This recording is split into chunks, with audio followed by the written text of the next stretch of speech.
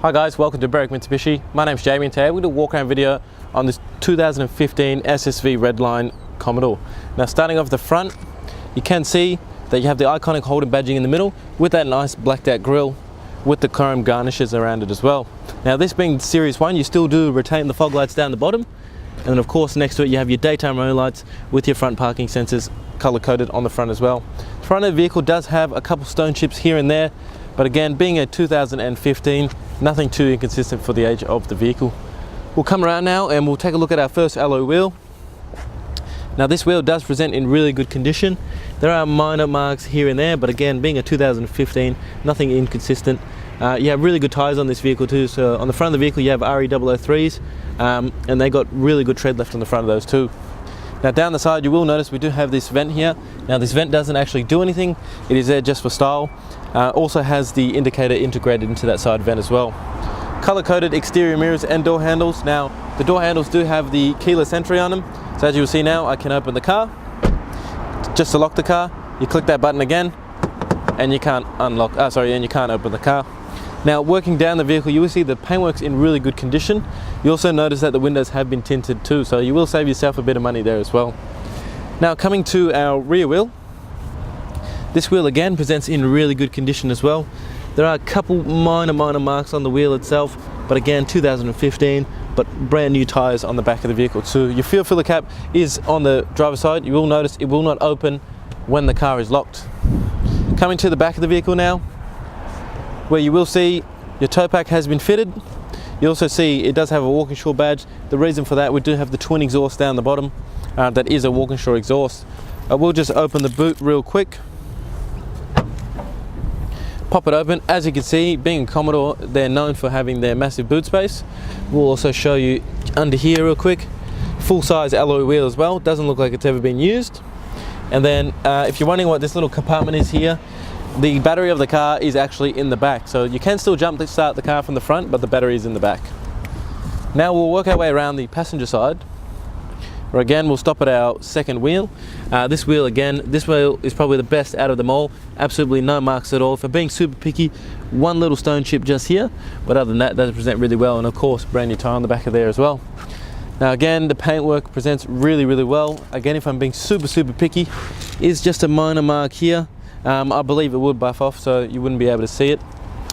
Coming to our fourth and final wheel. Now this wheel, the one parking right next to the curb guys, there is a bit of rashing on it, but again for 2015 does still present really well, and really good tyres on that vehicle too, on the front wheel too. So what we'll do now guys is we'll pop the bonnet and take a look at the engine. Alright guys, take a look underneath the bonnet now. What we have here is the Holden's iconic 6-litre V8. Now this V8 engine produces 260 kilowatts and also 517 newton meters of torque. 6-speed sports automatic gearbox in this car. 71 fuel capacity tank, which you can run on 91, 95 or 98. You can also run it on E10 as well. Now on average you're going to get around 11.8 litres to the 100 Ks, which is actually not too bad considering this is a V8 engine, which you're going to get a fuel maximum distance depending on the way you drive of 835. Alright guys, take a look inside the SSV now. We'll start up on the driver's side door, where you have all your power window controls, also your power mirror controls just above there, and if we look above again, you got all your central locking for the vehicle as well. Right next to that we got all our headlight controls. Now you can just leave the headlights on auto, which they are now, and it'll do all the work for you. You also have a button here to adjust the brightness inside the cluster, and then you got all your buttons to adjust your heads-up display, so the brightness and also the height of it as well. Now in your right hand stalk you do have your indicators, your high beams and your indicators.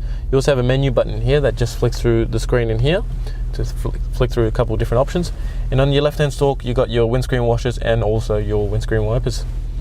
On the steering wheel itself, as you can see, nice leather wrapped steering wheel. Now there is a little bit of wear on it, but with 119,000 Ks on the car, can be expected. On the right hand side of the steering wheel you have all your media control settings with your Bluetooth settings in there as well.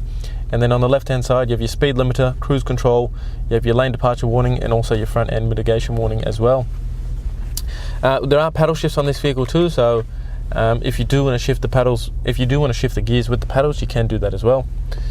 Into the main screen now, where as you'll see it is a nice touchscreen display, so just flick through there and show you. We'll also show you that there is satellite navigation, really nice reverse camera as well, that does have the lines, so when you turn it will turn.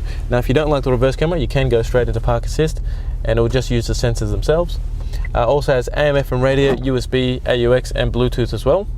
And then looking down here, you can see we do have dual zone climate control, so changing the temperatures on different sides. You can see the passenger can have a different temperature to the driver. We'll leave that alone as it is a bit hot in here. All your settings for the climate control come up in there as well.